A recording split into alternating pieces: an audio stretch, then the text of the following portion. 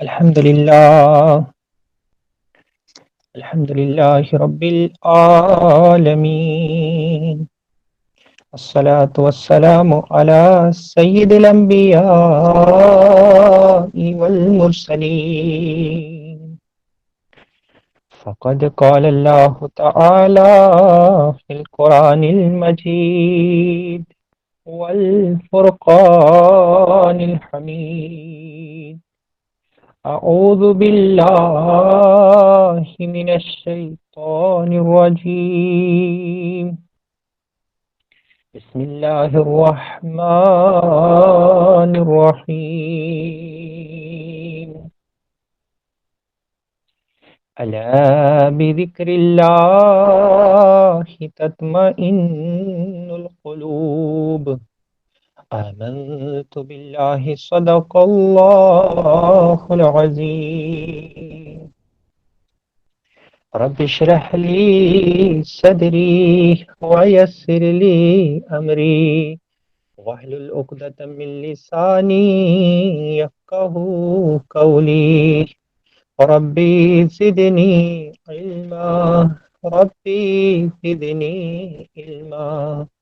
ربنا زدنا علما وفهما.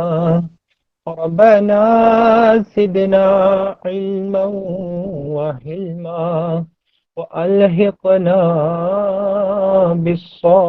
بالصالحين. اللهم صل على محمد وعلى آل محمد كما صليت على إبراهيم وعلى آل إبراهيم إنك حميد مجيد. اللهم بارك على محمد وعلى آل محمد كما باركت على إبراهيم وعلى آل إبراهيم إنك حميد مجيد. معزز و محترم ناظرین و ناظرات، السلام علیکم ورحمۃ اللہ وبرکاتہ. کل سورہ بنی اسرائیل کا مطالعہ الحمدللہ ہم نے مکمل کیا، اور آج سورہ الکہف کا تعارف میں آپ کی خدمت میں پیش کرنے جا رہا ہوں. سورہ الکہف کے متعلق رسول رحمت صلی اللہ علیہ وآلہ وسلم کی ایک حدیث مبارکہ ہے، جس میں رسول رحمت صلی اللہ علیہ وآلہ وسلم فرماتے ہیں کہ جو شخص جمعہ کے دن سورہ الکہف کی تلاوت کرے، اللہ تعالیٰ اس جمعہ سے لے کر دوسرے جمعہ تک ایک نور اسے عطا کرتا ہے جو برابر اس کے لیے چمکتا رہتا ہے. اس کے علاوہ بھی دجال کے فتنے سے یہ حفاظت کرنے والی سورہ ہے، جیسا کہ ہمیں احادیث سے معلوم ہوتا ہے. سورہ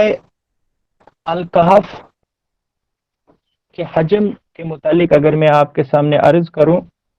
تو یہ 12 رکوع پہ مشتمل سورہ ہے.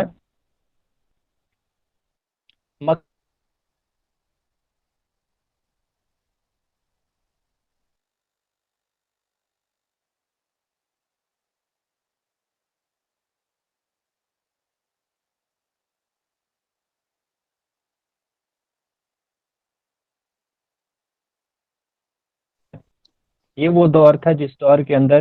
یہ سورہ نازل ہوا ہے. اگر اس کا ہم تقابل کریں سورہ بنی اسرائیل کے ساتھ تو سورہ بنی اسرائیل کا زمانہ نزول اور اس کا زمانہ نزول جو ہے وہ مختلف ہے،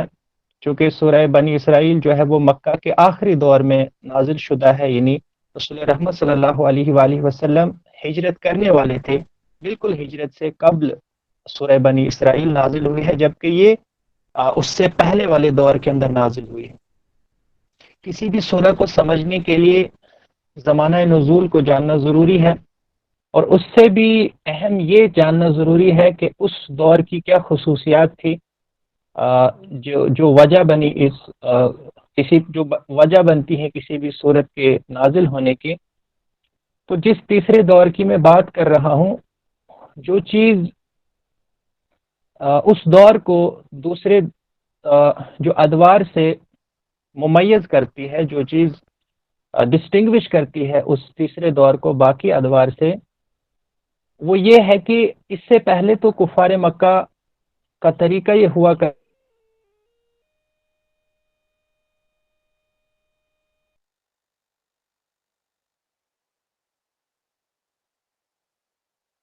بھی جو آئیڈیالوجی آف اسلام لے کر اٹھے، تو آپ صلی اللہ علیہ وسلم کو بھی اس ریزسٹنس کا مقابلہ کرنا پڑا،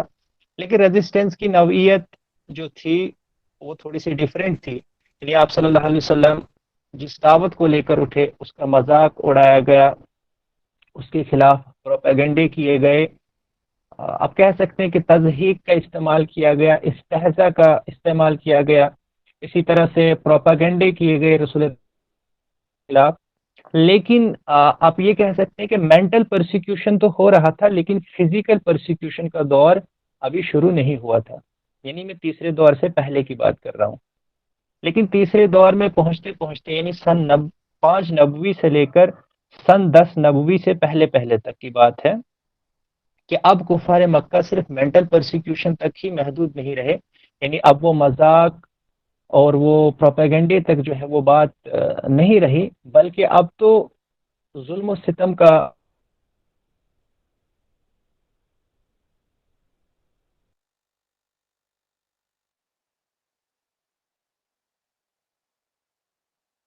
بھی واقع ہوتی ہے. رسول رحمت صلی اللہ علیہ وسلم کے خاندان کے ساتھ سوشل اینڈ اکنامک بائیکاٹ کیا جاتا ہے، وہ معاشی مقاطعہ آپ کے ساتھ کیا جاتا ہے، اور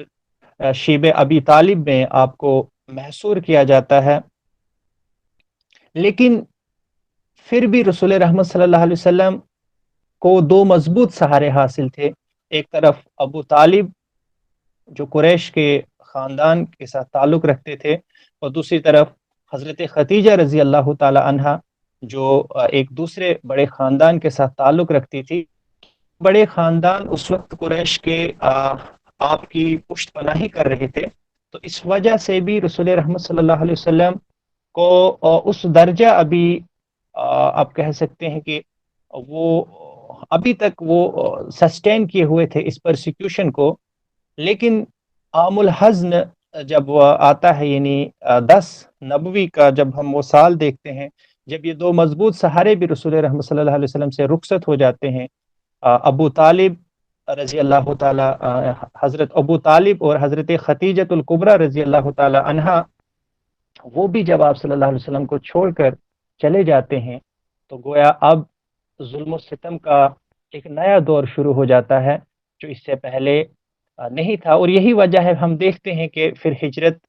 بھی جو ہے بعد میں ہم دیکھتے ہیں کہ ہجرت کا وقت بھی قریب آتا ہے، اور 13 نبوی تک پہنچتے پہنچتے رسول رحمت صلی اللہ علیہ وسلم اپنے اہل ایمان کے سمیت مدینہ کی طرف ہجرت کر کے چلے جاتے ہیں. تو یہ اس تیسرے دور کی خصوصیات تھی کہ گویا اب ظلم کی چکی جو ہے وہ چلنا شروع ہو چکی تھی. اب بات صرف مینٹل پرسیکیوشن تک محدود نہیں رہی تھی، بلکہ physical persecution was at all time high. Now the Rasul Rahmat sallallahu alaihi wasallam and his companions, they were not only subjected to mental persecution, but they were put under the severe physical persecution. And under these circumstances, Prophet Muhammad sallallahu alaihi wasallam, along with his companions, he finally migrated to Medina, یا جسے ہم یثرب بھی کہتے ہیں. تو 13 نبوی تک پہنچتے پہنچتے ہم دیکھتے ہیں کہ رسول رحمت صلی اللہ علیہ وسلم ہجرت کر کے چلے جاتے ہیں. اب اس سورہ کے اندر کون سی چیزیں ڈسکس ہوئی ہیں، کون سے ایسے بڑے بڑے مضامین ہیں جو اس سورہ کے اندر ڈسکس کیے گئے ہیں. اگر میں نمبر وار ان کو آپ کے سامنے بیان کروں تو سب سے پہلے اس میں اصحاب کہف کے متعلق ہمیں بتایا گیا ہے. اصحاب کہف کا قصہ ہمارے سامنے بیان کیا گیا ہے. پھر جب ہم آگے چلتے ہیں تو اس میں ہمیں 2 باغ کا قصہ بیان کیا گیا ہے، جس میں ایک اللہ کا نیک بندہ ہوتا ہے اور دوسرا بڑا ہی ایروگنٹ قسم کے ایک شخص ہوتا ہے جو تکبر کرتا ہے اپنے مال و دولت پہ، اور دوسرا جو نیک شخص ہوتا ہے وہ اللہ تعالیٰ ہی پہ اس کا پورا بھروسہ ہوتا ہے. تو وہ باغ کا قصہ، دو باغ کا قصہ ہمارے سامنے بیان کیا جاتا ہے، اور اس قصے کے ذریعے سے اور اصحاب کہف کے قصے سے کیا چیزیں ہمارے سامنے بیان کی جاتی ہیں وہ بھی میں آپ کے سامنے ڈسکس کروں گا. I will try to analyse that also, but پہلے میں تھوڑا سا براڈلی آپ کے سامنے کلاسیفائی کر دیتا ہوں. تو ایک تو اصحاب کہف کا قصہ بیان کیا گیا، اس کے بعد دو باغ کا قصہ، اسی طرح سے قصہ آدم و ابلیس پھر سے ایک نئے انداز کے ساتھ ہمارے سامنے پیش کیا جاتا ہے. پھر جب ہم آگے بڑھتے ہیں تو پھر ہمیں اس میں قصہ خضر و موسیٰ بھی دیکھنے کو ملتا ہے. یعنی حضرت خضر علیہ السلام، اور مطلب عبد صالح، اللہ تعالیٰ کے ایک نیک بندے ہوتے ہیں. اسی طرح سے حضرت موسیٰ علیہ السلام، ان کا قصہ بھی ہمارے سامنے بیان کیا جاتا ہے. اور فائنلی قصہ ذوالقرنین، ذوالقرنین کا قصہ بھی جو ہے وہ ہمارے سامنے بیان کیا جاتا ہے. تو یہ قصے، اس کا اس کے جو وجوہات پہ جب ہم غور کرتے ہیں، روایات کے ذریعے سے یہ چیز ہمیں معلوم ہوتی ہے کہ کفار مکہ رسول رحمت صلی اللہ علیہ وسلم کی دعوت کو کسی طرح سے روکنا چاہتے تھے. تو انہوں نے اس کے لیے یہ حربہ استعمال کیا کہ جو اس وقت کے وہاں کے اہل کتاب تھے، یہودی اور عیسائی، ان سے متعلق کچھ قصے بڑے مشہور تھے، اور حجاز میں ان کا کوئی بھی چرچا نہیں تھا. یعنی حجاز میں دور دور تک ان قصوں کے بارے میں کوئی بھی واقف نہیں تھا، چاہے وہ اصحاب کہف کا قصہ ہو، چاہے وہ ذوالقرنین کا قصہ ہو، چاہے وہ قصہ خضر و موسیٰ ہو. تو وہاں حجاز میں تو دور دور تک اس کا چرچا نہیں تھا. اب انہوں نے چاہا کہ رسول رحمت صلی اللہ علیہ وسلم کو، نعوذ باللہ من غضب اللہ، ان کی نبوت کو جھٹلانے کا اچھا موقع ہے، ان سے ہم یہ سوالات کرتے ہیں. اور اوبیس سی بات ہے، وہ اپنی جگہ ان کا یہ خیال تھا کہ رسول رحمت صلی اللہ علیہ وسلم کو اللہ کا نبی تو مانتے نہیں تھے، اور وہ موقع ڈھونڈتے تھے، وہ ہیلے اور بہانے ڈھونڈتے تھے کہ کسی طرح سے ہم رسول رحمت صلی اللہ علیہ وسلم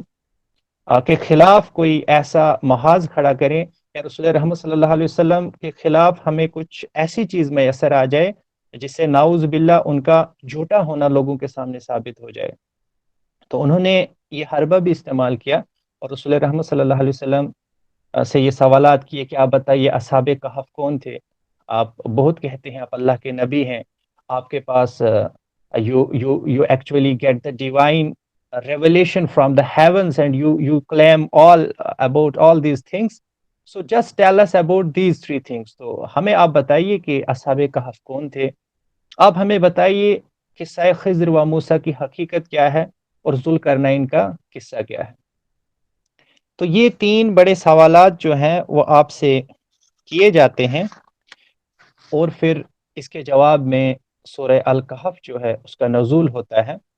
تو یہ بھی ایک وجہ بیان کی جاتی ہے اس کے شان نزول کے متعلق مختلف روایات کے اندر. تو یہ تو میں نے براڈلی آپ کے سامنے ڈسکس کر دیا کہ اس میں کون کون سے واقعات ہمارے گوش گزار کیے گئے ہیں. اگر ہم غور کریں اس سورہ کے، یہ تو ہو گئے اس کے جو اپیرنٹ مضامین ہیں، لیکن جو چیز اصل میں ذہن نشین کرائی گئی ہے تا قیام قیامت انسانوں کے، وہ یہ ہے کہ قصہ یہ جو عقیدہ توحید جو ہے راسخ کیا گیا ہے اہل ایمان کے دلوں کے اندر. وہیں پہ ہم دیکھتے ہیں شرک سے دور رہنے کی تلقین کی گئی ہے. چونکہ آپ جس قصے کو بھی آپ دیکھیں گے، جو مختلف قصے اس کے اندر بیان کیے گئے ہیں، آپ کو عقیدہ توحید کا رنگ اس کے اندر دکھے گا. آپ کو شرک سے برات وہ جو ہے پوری آب و تاب کے ساتھ آپ کو اس کے اندر دیکھنے کو ملے گی. اسی وجہ سے جب ہم سورت کو شروع کرتے ہیں تو وہاں پہ بھی اللہ تعالیٰ کی وحدانیت بیان کی جاتی ہے. شرک سے شرک سے اللہ تعالیٰ کا منزہ ہونا بیان کیا گیا ہے، جیسا کہ ہمارے سامنے آئے گا کہ وہ کہتے تھے کہ اللہ تعالیٰ نے جو ہے اپنا بیٹا بنایا ہے. تو اس کا ذکر جو ہے بالکل شروع میں ہی کیا گیا، تو اس کی بھی تردید کی جاتی ہے. اور اسی طرح سے اللہ تعالیٰ کی حمد بیان کی جاتی ہے، اللہ تعالیٰ کی توحید بیان کی جاتی ہے. اور جب ہم اس کی آخری آیت پڑھتے ہیں تو وہاں پہ بھی اللہ تعالیٰ کی وحدانیت کو ہمارے سامنے بیان کیا جاتا ہے. اور اللہ تعالیٰ کا شرک سے منزہ و مبرہ ہونا ہمارے سامنے بیان کیا جاتا ہے۔ گویا اگر ہم ایز اے کورنگ دیکھیں تو اس سورہ کو کور عقیدہ توحید اور شرک سے اللہ تعالیٰ کا مبرہ ہونا جو ہے یا منزہ ہونا، اس کا بیان ہمیں اس صورت کے آغاز میں بھی ملتا ہے اور اس صورت کے انجام میں بھی یہ چیز ہمیں دیکھنے کو ملتی ہے۔ اور پھر اگر آپ مختلف جو قصے اس کے اندر بیان کیے گئے ہیں ان کو اگر آپ ان کا تجزیہ کریں تو وہاں سے بھی آپ کو معلوم ہوگا کہ کس طرح سے عقیدہ توحید راسخ کیا گیا ہے اس وقت کے جو مخاطبین تھے ان کے دلوں کے اندر۔ جیسا کہ اصحاب کہف کے متعلق ہم دیکھتے ہیں کہ اصحاب کہف جو اس وقت کے اس ظالم معاشرے کو چھوڑ کے چلے جاتے ہیں، اس وقت کے وہ بادشاہ جو ہوتا ہے اس وقت کا، وہ اصحاب کہف کو مجبور کرتا ہے کہ وہ اللہ تعالیٰ کے ساتھ شرک کریں، یعنی وہ شرک کے گناہ میں اپنے آپ کو ملوث کریں۔ لیکن ہم دیکھتے ہیں کہ اصحاب کہف اس چیز کو ماننے سے قطعاً انکار کر دیتے ہیں، اور وہ اللہ تعالیٰ کی وحدانیت کی خاطر اپنا گھر بار، اپنے بیوی بچے، اپنا مال و دولت اور جو بھی ان کو سٹیٹس حاصل تھا اس سب کو وہ تج دیتے ہیں، اور انہیں کوئی بڑی طاقت بھی حاصل نہیں ہوتی بظاہر، لیکن اس سب کے الرغم وہ اللہ تعالیٰ کی ذات پہ توکل کر کے اللہ تعالیٰ کی وحدانیت کی خاطر وہ وہاں سے بھاگ جاتے ہیں اور ایک غار کے اندر پناہ لیتے ہیں۔ تو گویا اس کے اندر بھی وحدانیت جو ہے وہ جلوہ گر ہے۔ گویا اللہ تعالیٰ کی وحدانیت کی خاطر، یعنی وہ انہوں نے جیسے کہا کہ ہم اللہ تعالیٰ کو اپنا معبود مانتے ہیں، ہم اس کے سوا کسی کی عبادت کرنے کے لیے تیار نہیں ہیں۔ گویا یہی چیز وجہ بنی ان کی اس جگہ کو چھوڑنے کی، اور پھر اللہ تعالیٰ پہ وہ اس قدر ان کا توکل ہوتا ہے کہ وہ ایک غار کے اندر پناہ لیتے ہیں، جہاں پہ بظاہر ہم کہہ سکتے ہیں کہ زندگی کے کوئی آثار نہیں پائے جاتے تھے، لیکن اللہ کی ذات پہ توکل کر کے وہ غار کے اندر پناہ لیتے ہیں۔ اور یوں ہم دیکھتے ہیں کہ عقیدہ توحید ہمیں یہاں بھی دیکھنے کو ملتا ہے۔ آگے جو مزید میں اصحاب کہف کا جو یہ قصہ یہاں پہ بیان کیا گیا ہے، یہ آج کے معاشرے میں خاص طور پہ جوانوں کے لیے اس میں سامان عبرت ہے، چونکہ آج ہم دیکھتے ہیں کہ آج کے زمانہ بھی جو ہے وہ فتنوں کا دور ہے۔ آج کے دور کے اندر بھی بہت ساری چیلنجز ہیں آج کے نوجوان کو، جہاں تک اللہ تعالیٰ کی وحدانیت پہ قائم رہنے کا تعلق ہے، جہاں تک دین پر قائم رہنے کا تعلق ہے، تو یہ دور بھی چیلنجز سے خالی نہیں ہے۔ مختلف محاذ پہ آج کے نوجوانوں کو چیلنجز کا سامنا ہے۔ آئیڈیالوجیکل لیول پہ، آئیڈیالوجیکل فرنٹ پہ مختلف قسم کی آئیڈیالوجیز کا سامنا ہے آج کے نوجوان کو، جہاں پہ اسے کمیونزم کی طرف سے حملے ہوتے ہیں، کہیں پہ اسے سوشلزم کے ساتھ سابقہ پیش آتا ہے، کہیں پہ کیپٹلزم کا نظام اس کے سامنے ہے، اور اسی طرح سے مختلف نظام ہائے، سو کالڈ نظام ہائے حیات اس کے سامنے آتے ہیں، ان کے ساتھ اس کی کنفرنٹیشن ہوتی ہے، اور وہ مختلف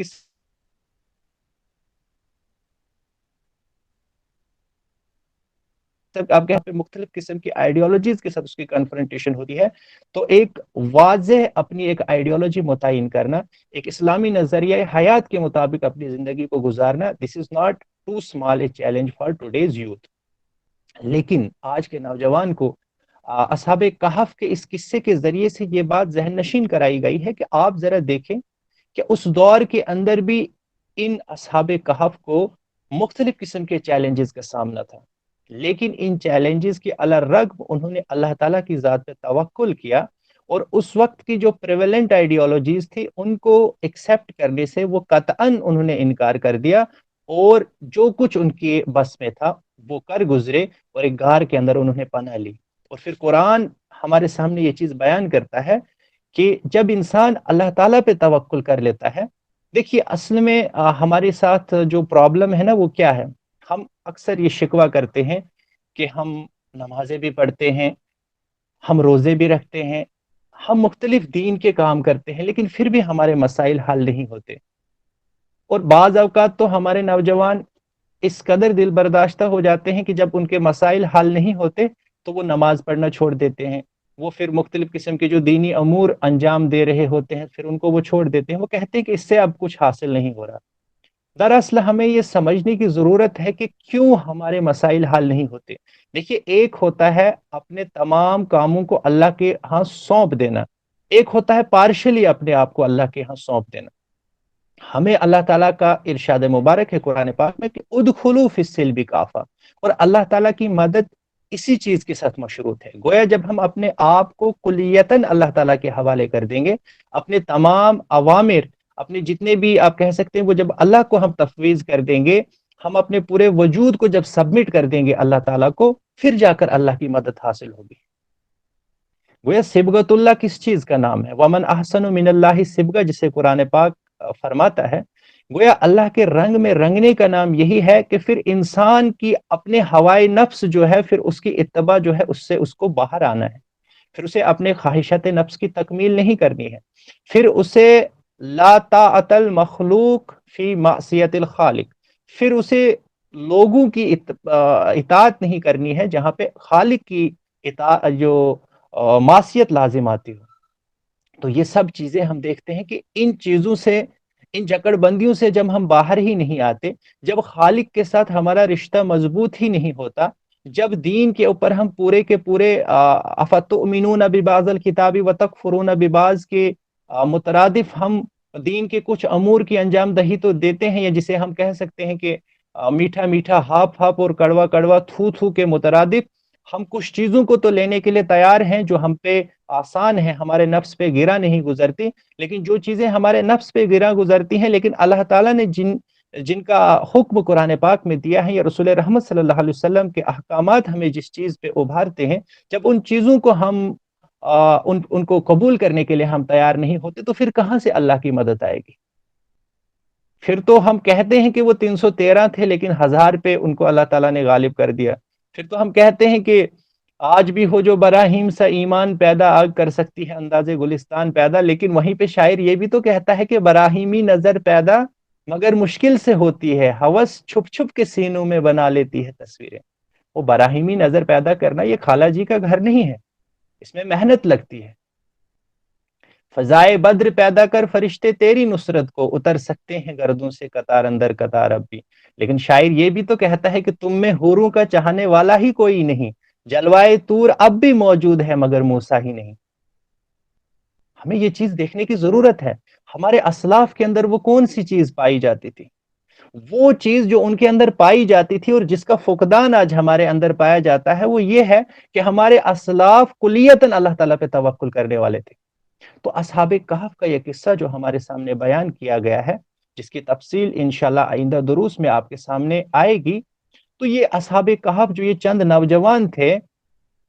انہوں نے اللہ تعالیٰ پہ توکل کر کے اور اس اپنی توحید کی خاطر اللہ تعالیٰ کی وحدانیت اور اللہ تعالیٰ سے شرک، اللہ تعالیٰ کے ساتھ جو شرک اس وقت وہ لوگ کرتے تھے ان کے زمانے کے، اس سے وہ مبرہ ہو گئے، اس سے وہ منزہ ہو گئے، اپنے آپ کو ان کے اس عمل سے انہوں نے بالکل الگ کر دیا اور ایک غار کے اندر پناہ لی۔ اور پھر اللہ تعالیٰ اپنی مدد کا جلوہ بھی دکھاتا ہے کہ دیکھیے پھر وہاں پہ انہیں زندگی کے کوئی آپ کہہ سکتے ہیں کہ امید وہاں پہ نہیں تھی، وہ وہاں پہ چلے گئے، لیکن اللہ تعالیٰ 300 سال یا اس سے زائد سال تک انہیں وہاں پہ ان پہ نیند جو ہے ان پہ نیند غالب آ جاتی ہے، لیکن اللہ تعالیٰ انہیں کروٹیں بھی وہاں پہ ان پہ بدلتی ہیں، نہ جانے کتنے بادشاہتیں جو ہیں وہ تبدیل ہو جاتی ہیں، کہاں سے کہاں دور پہنچ جاتا ہے، لیکن اصحاب کہف کو اللہ تعالیٰ زندہ رکھتا ہے، اور کس طرح سے اللہ تعالیٰ ان کی حفاظت کرتا ہے۔ گویا یہ جو اسپیس اینڈ ٹائم ہے، اللہ تعالیٰ اسے اس جھنجٹ سے انہیں باہر کر دیتا ہے، اسپیس اور ٹائم ان پہ اثر انداز نہیں ہوتے۔ اور یہاں پہ ایک طرف تو اہل ایمان کو یہ تسلی و تشفی کا سامان ہے اس وقت، یعنی جس وقت مینٹل پرسیکیوشن کا دورہ تھا، اگر ہم رسول رحمت صلی اللہ علیہ وسلم کے دور کے ساتھ اسے کوریلیٹ کریں، انہیں یہ بتایا گیا ہے کہ اصحاب کہف کو اللہ تعالیٰ نے کس طرح سے ان کی مدد فرمائی تھی، تو آپ بھی دل برداشتہ نہ ہو، اللہ تعالیٰ آپ کی حمایت کرنے پہ آج بھی ویسے ہی قادر ہے، بس آپ بھی اسی طرح سے ثابت قدم رہیے جس طرح سے اصحاب کہف تھے، جس طرح سے اصحاب کہف کو ریسورسز کی کمی تھی، لیکن اس کے الرغم انہوں نے اللہ تعالیٰ کی وحدانیت کو نہیں چھوڑا، اللہ تعالیٰ کے ساتھ انہوں نے شرک جو ہے وہ اختیار نہیں کیا۔ تو کفار مکہ آپ پہ جس قسم کا پرسیکیوشن بھی کر رہے ہیں، آپ اس پہ صبر کیجئے۔ تو یہ پہلو بھی اس کے اندر پایا جاتا ہے۔ دوسری طرف سے اگر 300 سال تک اصحاب کہف کو اس غار کے اندر زندہ رکھا گیا، تو یہاں پہ جو ہم کہتے ہیں نا والبعث بعد الموت، یعنی موت کے بعد اٹھنا جو ہے یہ بھی کوئی بڑی بات نہیں ہے۔ اگر اصحاب کہف 300 سال تک اس غار کے اندر رہتے ہیں اور ان کے اوپر اسپیس اینڈ ٹائم اثر انداز نہیں ہوتا، ایام جو آپ کہہ سکتے ہیں کہ لائل و نہار کی گردش سے ان کی جسم پہ کسی قسم کا اثر جو ہے وہ نہیں ہوتا، بلکہ وہ ویسے کے ویسے ہوتے ہیں، وہ جس نوجوانی کی حالت میں ہوتے ہیں وہ ویسے ہی نوجوان 300 سال کے بعد بھی ہوتے ہیں۔ تو یہاں پہ تمام انسانوں کو یہ بھی بتایا گیا ہے کہ ضرور جب آپ اس دنیا سے چلے جائیں گے، اس کے بعد ایک دن آنے والا ہے جب آپ کو دوبارہ اٹھایا جائے گا، اور والبعث بعد الموت اس کا عقیدہ بھی جو ہے وہ راسخ کیا جاتا ہے۔ تو یہ تو ہے اصحاب کہف کا واقعہ۔ اور وہیں پہ اب ہم جب آگے بڑھتے ہیں تو اس سورہ کے اندر بتایا جاتا ہے کہ اپنے آپ کو ایسے لوگوں کی معیت پہ، ایسے لوگوں کے ساتھ پہ مطمئن کرو جو کہ صبح و شام یدعون ربہم بالغداۃ والعشی، صبح و شام اللہ تعالیٰ کو پکارنے والے ہیں۔ اور رسول رحمت صلی اللہ علیہ وسلم کو یہ بتایا گیا، دیکھیے کہا جاتا ہے نا man is known by the company he keeps, ایک انسان کو اس کی صحبت سے پہچانا جاتا ہے۔ آپ کن لوگوں کے ساتھ اٹھتے بیٹھتے ہیں، آپ کا کن لوگوں کے ساتھ گزر بسر ہوا کرتا ہے، گویا آپ کی شخصیت جو ہے وہ اسی طرح سے پروان چڑھتی ہے۔ اور قرآن پاک اہل ایمان کو تا قیام قیامت درس دیتا ہے، رسول رحمت صلی اللہ علیہ وسلم کو براہ راست اور تمام اہل ایمان کو اور تمام لوگوں کو یہ بتایا گیا ہے کہ اپنے آپ کو ان لوگوں کی معیت اور ساتھ پہ مطمئن کیجئے جو صبح و شام اللہ تعالیٰ کو پکارتے ہیں۔ اور رسول رحمت صلی اللہ علیہ وسلم کو بتایا گیا کہ آپ کی نظر ان سے ہٹنے نہ پائے، کیا آپ دنیا کی زندگی کے طلبگار ہو جائیں گے اگر آپ ایسا کریں گے؟ اور اپنے آپ کو اور ان لوگوں کی اطاعت مت کرو من اغفلنا قلبہ عن ذکرنا، جن کے دلوں کو ہم نے اپنے ذکر سے، اپنی یاد سے غافل کیا ہے، ان لوگوں کی آپ اطاعت مت کیجیے۔ تو یہ چیز بھی ہمارے سامنے بیان کی گئی ہے کہ ہمیں اپنے کمپنی جو ہے اس کا خاص طور پہ خیال رکھنا چاہیے۔ اور جیسے قرآن پاک دوسرے مقام پہ فرماتا ہے یا ایھا الذین آمنوا کونوا مع الصادقین، اے وہ لوگوں جو ایمان لائے ہو سچوں کے ساتھ ہو جاؤ۔ گویا سچوں کے ساتھ ہونا یہ بھی ایک اہم چیز ہوتی ہے جو انسان کی شخصیت کی تعمیر میں ایک کلیدی رول ادا کرتی ہے۔ تو یہ اصحاب کہف کا تذکرہ ہوتا ہے جس کے اندر یہ مختلف پہلو جو میں نے آپ کے سامنے بیان کرنے کی کوشش کی۔ اسی طرح سے جب ہم آگے بڑھتے ہیں تو ہمیں دو باغوں کا قصہ ہمارے سامنے آئے گا، تو وہاں پہ بھی جو دو اشخاص کا تذکرہ ہمیں ملتا ہے، اس میں سے ایک شخص بظاہر اسے اللہ تعالیٰ نے اتنا مال و دولت عطا نہیں کیا ہوتا ہے، ایک دوسرا شخص ہوتا ہے جسے بظاہر سب کچھ عطا ہوتا ہے، لیکن ایک شخص جسے دیکھیے یہاں پہ اسلامی اقدار ہمیں سمجھائی گئی ہیں، اسلامک ویلیوز جو ہے کس بحسن خوبی ہمارے ذہن نشین کرائی گئی ہیں کہ اسلامی اقدار کن چیزوں کا نام ہوتا ہے۔ ایک شخص جسے اللہ تعالیٰ نے باغ عطا کیے ہیں، ایک کو مطلب وہ باغ عطا کیے ہیں، لیکن وہ ان باغوں پہ جو ہے وہ کیا کرتا ہے، وہ ایروگیٹ قسم کا ایٹیٹیوڈ اپناتا ہے، وہ اللہ تعالیٰ کی حمد نہیں کرتا ہے، اللہ تعالیٰ کا شکر وہ بجا نہیں لاتا ہے۔ جیسا کہ اس کا وہ نیک ساتھی اسے کہتا ہے کہ جب تو باغ میں داخل ہوا تھا تو نے کیوں نہیں کہا تھا ما شاء اللہ لا حول ولا قوت الا باللہ، تو نے یہ الفاظ کیوں ادا نہیں کیے تھے؟ ہو سکتا ہے اللہ تعالیٰ تجھے اس کے ذریعے سے مزید برکت دیتا۔ لیکن ایروگنٹ قسم کا ایٹیٹیوڈ جب انسان اختیار کرتا ہے، جب انسان تکبر کا رویہ اختیار کرتا ہے، تو پھر وہ شخص اس دنیا کے اندر بھی اس کی تباہی جو ہے وہ یقینی ہو جاتی ہے، اور آخرت میں بھی جو ہے ناکامی اس کا مقدر ہوا کرتی ہے۔ گویا ہمیں اسلامی اقدار سکھائی گئی ہیں اس نیک بندے کے ذریعے سے جو کہتا ہے کہ بظاہر اگر اللہ تعالیٰ نے مجھے اس وقت اتنا مال و دولت عطا نہیں کیا ہے، لیکن اللہ تعالیٰ اس چیز پہ قادر ہے کہ وہ مجھے مال و دولت عطا کر سکتا ہے، وہ مجھے بہترین باغات عطا کر سکتا ہے، وہ مجھے تمام وہ وسائل عطا کر سکتا ہے جو تجھے عطا کیے ہیں، اور اللہ تعالیٰ چاہے تو تیرے اس تمام جو تجھے یہ باغ حاصل ہیں تیری ناشکری کی وجہ سے انہیں تباہ و برباد کر سکتا ہے۔ اور وہیں پہ انسانی زندگی کی مثال بھی اگر آپ بینیتھ دا لائنز پڑھیں گے، بٹوین دا لائنز آپ پڑھیں گے، تو انسان کی زندگی بھی جو ہے اس کی حقیقت بھی ہمارے سامنے بیان کی گئی ہے کہ انسان کی زندگی کیا ہے۔ یہ انسان کی زندگی بالکل ایسے ہے جیسے بہار آئی اور کچھ دیر کے بعد خزاں جو ہے اس پہ آپ کہہ سکتے ہیں کہ خزاں کا اس پہ غلبہ ہوتا ہے، اور وہی پودا جو سرسبز و شاداب ہوتا ہے وہ بالکل اس کے پتے جھڑ جاتے ہیں اور وہ بالکل اس کا حسن زائل ہو جاتا ہے. بالکل انسان کی زندگی بھی ایسی ہی ہے. دیکھیے اللہ تعالیٰ نے اس وقت ہم اپنی زندگی کی بہار سے گزر رہے ہیں. خاص طور پہ میں نوجوانوں سے کر کے مطلب خطاب کرتا ہوں. میں ان سے یہ مخاطب ہو کر یہ فرماتا ہوں کہ اللہ تعالیٰ نے آپ کو زندگی کا بہترین دور عطا کیا ہے. اور جیسے کہ رسول اللہ صلی اللہ علیہ وسلم کی اس حدیث سے بھی ہمیں یہ معلوم ہوتا ہے کہ اس کے متعلق آپ سے خصوصی سوال کیا جائے گا. تو اپنے اس دور کو اس دنیا کی آسائشوں کے اندر آپ دنیا کی آسائشوں اور دنیا کی راحتوں کے اندر اپنے ان اوقات کو جو ہے آپ بسر نہ کیجیے، بلکہ ایک جہد مسلسل کے ساتھ اپنی زندگی کو گزاریے. جہاں پہ اپنی آپ کو شخصیت کی تعمیر کرنی ہے، وہیں پہ آپ کو اپنے معاشرے کے اندر بھی جو برائیاں پائی جاتی ہیں ان کے خلاف بھی آپ کو کھڑے ہونا ہے. جہاں پہ آپ ہاتھ سے ان کو ختم کر سکتے ہو ہاتھ سے ختم کرنی ہے. زبان جہاں پہ استعمال کر سکتے ہو زبان کا استعمال کرنا ہے. اور کم سے کم سب سے ضعیف درجہ جو ہے ایمان کا، وہ تو ہمارے اندر پایا جانا چاہیے. یہ دوسری چیز تھی، باغات کے ذریعے سے یہ چیز ہمارے سامنے بیان کی گئی. اس کے بعد جو ہے قصہ خضر و موسیٰ ہمارے سامنے بیان کیا جاتا ہے. ہم دیکھتے ہیں کہ حضرت موسیٰ علیہ السلام، وہ بظاہر یہ ان کا یہ زوم تھا کہ سب سے زیادہ نالجبل پرسنالٹی اگر اس دنیا کے اندر کوئی ہے تو وہ میں ہی ہوں. چونکہ وہ اللہ تعالیٰ کے ساتھ ہم کلام بھی ہوتے تھے، وہ کلیم اللہ بھی ہیں. لیکن اللہ تعالیٰ اپنی مشیت ان پہ واضح کرنا چاہتا ہے کہ اس دنیا کے اندر جو بھی چیز ہوتی ہے وہ اللہ تعالیٰ کی مشیت و حکمت کے تحت ہوتی ہے. گویا چنانچہ ہم دیکھتے ہیں کہ وہ جو اللہ تعالیٰ کے وہ نیک بندہ جو ہوتا ہے حضرت خضر علیہ السلام، ہم دیکھتے ہیں کہ وہ مختلف ایسے کام انجام دیتے ہیں جو بظاہر ہمیں لگتا ہے دے آر کانٹریڈکٹری. مطلب حضرت موسیٰ علیہ السلام بار بار انہیں ٹوکتے ہیں کہ آپ نے ایسا کیوں کیا، آپ نے کشتی میں سوراخ کیوں کیا، آپ نے اس بچے کو قتل کیوں کیا، آپ نے وہ دیوار ان ظالم بستی جنہوں نے ہمیں کچھ پوچھا ہی نہیں تھا آپ نے ان کو نقصان سے کیوں بچایا. تو ایسے کام انجام دیے گئے حضرت اس نیک بندے کے ذریعے سے جو حضرت موسیٰ علیہ السلام کے ساتھ ملے ہیں. بظاہر ایسا معلوم ہوتا ہے کہ ایسا نہیں کرنا چاہیے تھا، لیکن جب وہ اس کی ایکسپلینیشن پیش کرتے ہیں تو وہاں سے یہ چیز بالکل واضح ہو جاتی ہے کہ وہ ویسے ہی ہونے چاہیے تھے. تو یہاں سے یہ چیز ہمارے سامنے واضح ہو جاتی ہے، جیسا کہ سورہ البقرہ کے اندر بھی اللہ تعالیٰ فرماتا ہے کہ آپ عسا ان تکرہوا شیئا وہو خیر لکم، آپ ہو سکتا ہے کوئی چیز آپ پہ ناگوار گزرتی ہو لیکن اس میں خیر کا پہلو آپ کے لیے ہو، اور ہو سکتا ہے کوئی چیز آپ کو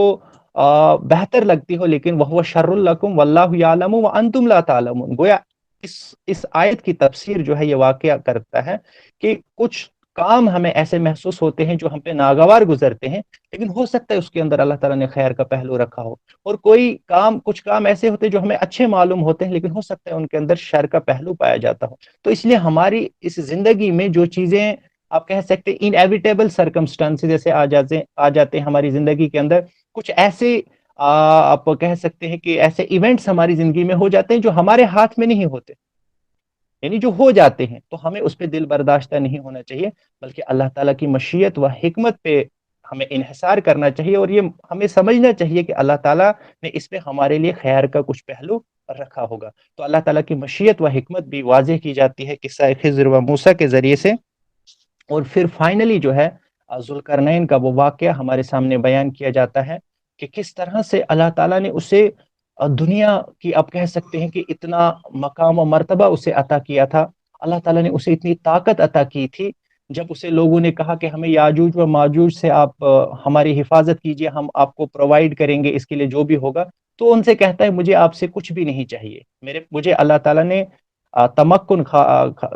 غالباً تمکن ورڈ استعمال کیا گیا ہے کہ مجھے اللہ تعالیٰ نے دنیا کے اندر وہ سب کچھ عطا کیا ہے جو آپ مجھے پیشکش کر رہے ہیں. لیکن آپ دیکھیے جو ایٹیٹیوڈ قرآن پاک ہمارے اندر پیدا کرنا چاہتا ہے کہ جہاں پہ ذوالقرنین کو اللہ تعالیٰ نے دنیا کی وہ جس پہ آج ہمارے جب تھوڑا سا کسی کو کچھ آج حاصل ہو جاتا ہے تو وہ تو کسی کی طرف دیکھتا ہی نہیں ہے. مطلب اس کی پرسنالٹی اتنا ڈارکنس کا شکار ہو جاتی ہے کہ وہ چلتے چلتے اپنا جو اس کا جگری دوست ہوتا ہے وہ اس کے ساتھ بھی راستہ کاٹ دیتا ہے جب اسے اللہ تعالیٰ دنیا میں ایک ادنا سے بھی اسے کوئی ریسورس پرووائڈ کر دیتا ہے. اور ذوالقرنین کا کی جو وہ پرسنالٹی ہے وہ قرآن پاک ہمارے سامنے پیش کرتا ہے کہ دیکھیے اللہ تعالیٰ نے انہیں یہ سب کچھ عطا کیا تھا لیکن پھر بھی ان کے اندر عجز و انکساری کی معراج جو آپ دیکھیے ان کی شخصیت کے اندر کس طرح سے پائی جاتی ہے کہ وہ یہ کہتے ہیں کہ ٹھیک ہے میں آپ کے لیے دیوار بھی تعمیر کر دیتا ہوں، اس کے لیے اللہ تعالیٰ نے جو مجھے وسائل عطا کیے ہیں وہ میں مسائل میں بروئے کار لاتا ہوں، لیکن جب تک اللہ تعالیٰ چاہے گا تب تک آپ کو یہ دیوار بچا سکتی ہے، اگر اللہ تعالیٰ کی مشیت و حکمت نہیں ہوگی پھر وہ یہ دیوار بھی آپ کو نہیں بچا سکتی۔ گویا اپنے تمام کاموں کو کس کی طرف منسوب کیا؟ اللہ تعالیٰ کی طرف۔ اہل ایمان کو بھی یہی چیز سمجھائی گئی ہے کہ آپ کو اللہ تعالیٰ نے جو بھی طاقت عطا کی ہے، جو بھی ریسورسز آپ کو پرووائڈ کیے گئے ہیں، آپ کا انحصار ریسورسز پہ نہیں ہونا چاہیے، بلکہ آپ کا انحصار کس پہ ہونا چاہیے؟ اللہ تعالیٰ کی قدرت پہ ہونا چاہیے۔ تو یہ چیز بالکل درست ہے کہ جہاں پہ ہمیں ریسورسز کو اختیار کرنا ہے، جیسے اس نے جو ذوالقرنین جو ہے اس نے ریسورسز کو اختیار کیا، لیکن دوسری طرف سے ریسورسز پہ ہمارا انحصار ٹوٹلی نہیں ہونا چاہیے، بلکہ الٹیمیٹلی ہمارا انحصار جو ہے وہ اللہ تعالیٰ کی قدرت پہ ہونا چاہیے۔ تو ذوالقرنین کے اس واقعے کے ذریعے سے ایک اہم اسلامی قدر جو ہے، اسلامی اقدار میں سے ایک آپ کہہ سکتے ہیں one of the most important Islamic value ہمیں یہ سمجھائی گئی کہ ہمیں اپنے تمام کام جو ہے وہ اللہ تعالیٰ کی طرف منسوب کرنے چاہیے۔ ہمیں اپنی ذات پہ جو ہے یہ ہمیں نہیں سمجھنا چاہیے کہ یہ ہماری اپنی ذات کی وجہ سے ہوا۔ ہم دیکھتے ہیں رسول رحمت صلی اللہ علیہ وسلم نے جو دنیا کا سب سے بڑا انقلاب برپا کیا، گویا 23 سال کی مختصر مدت میں، وہ تو قمری سال ہے نا 23، اگر آپ شمسی سال دیکھیں تو وہ 23 بھی نہیں، وہ اس سے بھی کم بنتا ہے۔ تو اس مدت کے اندر اللہ تعالیٰ نے رسول رحمت صلی اللہ علیہ وسلم کو جو مشن سپرد کیا تھا، اس مشن کی تکمیل اپنی آنکھوں سے دیکھتے ہیں، لیکن رسول رحمت صلی اللہ علیہ وسلم کا ایٹیٹیوڈ کیا ہوتا ہے؟ اذا جاء نصر اللہ والفتح، اے رسول رحمت صلی اللہ علیہ وسلم جب آپ دیکھیں کہ اللہ تعالیٰ کی مدد آ جائے اور آپ کو فتح نصیب ہو جائے، ورأیت الناس، اور آپ دیکھیے کہ لوگ یدخلون فی دین اللہ افواجا، اللہ تعالیٰ کے دین کے اندر جوگ در جوگ داخل ہو رہے ہیں، فسبح بحمد ربک، تو اس وقت کیا پھر آپ رنگ رلیاں کریں گے؟ کیا اس وقت پھر آپ ناچ گانے کی محفلیں کریں گے؟ کیا اس وقت پھر آپ اپنی دولت کو اڑائیں گے؟ کیا اس وقت پھر آپ اللہ تعالیٰ کی دی ہوئی تمام نعمتوں کی ناشکری ادا کریں گے؟ نہیں، اللہ تعالیٰ نے رسول اللہ صلی اللہ علیہ وسلم کو سمجھایا کہ اس وقت آپ کو کیا کرنا ہے، فسبح بحمد ربک، آپ اپنے رب کی تسبیح کریں گے اس کی حمد کے ساتھ، واستغفر، اور اللہ تعالیٰ سے جو بھی کوتاہیاں آپ سے ہوئی ہوں، جو بھی بھول چوک ہوئی ہو، اس سے اللہ تعالیٰ کی آپ مغفرت چاہیں گے، انہ کان توابا، بے شک وہ توبہ قبول کرنے والا ہے۔ تو گویا اسلام ہمارے اندر جو ایٹیٹیوڈ پیدا کرنا چاہتا ہے اس کے اندر عجز و انکساری پائی جانی چاہیے۔ ہم دنیا کے اندر چاہے جتنا بھی بڑا کام انجام دے دیں، غالب کے اس شعر کے بقول کہ جان دی ہوئی اسی کی تھی، حق تو یہ ہے کہ حق ادا نہ ہوا۔ تو بہرحال یہ مختلف موضوعات ہیں جو انشاءاللہ آئندہ دروس میں ہمارے سامنے آئیں گے۔ اللہ تعالیٰ سے دعا ہے کہ اللہ تعالیٰ ان واقعات کو ہمیں بغور ہمیں ان کا مطالعہ کرنے کی توفیق عطا فرمائے، اور ان واقعات کے ذریعے سے جو چیز اللہ تعالیٰ ہمارے ذہن نشین کرنا چاہتا ہے، قرآن جس ہدایت کا پیغام انسانیت تک پہنچانا چاہتا ہے، اللہ تعالیٰ سے دعا ہے کہ اللہ تعالیٰ ہمیں اس کے لیے آلائے کار، اس کے لیے ہمیں قبول فرمائے، ہم اس کام کو انجام دہی میں اللہ تعالیٰ ہمیں پیش رکھے، اور جتنی بھی بری کام ہے اللہ تعالیٰ ان سے ہمیں دور رکھے۔ اللہ تعالیٰ ہمیں کہنے کی بھی توفیق دے، سننے کی بھی توفیق دے، اور جو کچھ ہم کہتے اور سنتے ہیں اللہ تعالیٰ اس کے مطابق ہمیں عمل کرنے کی توفیق عطا فرمائے۔ ربنا تقبل منا انك انت السميع العليم، واخر دعوانا الحمد لله رب العالمين، والسلام علیکم ورحمۃ اللہ۔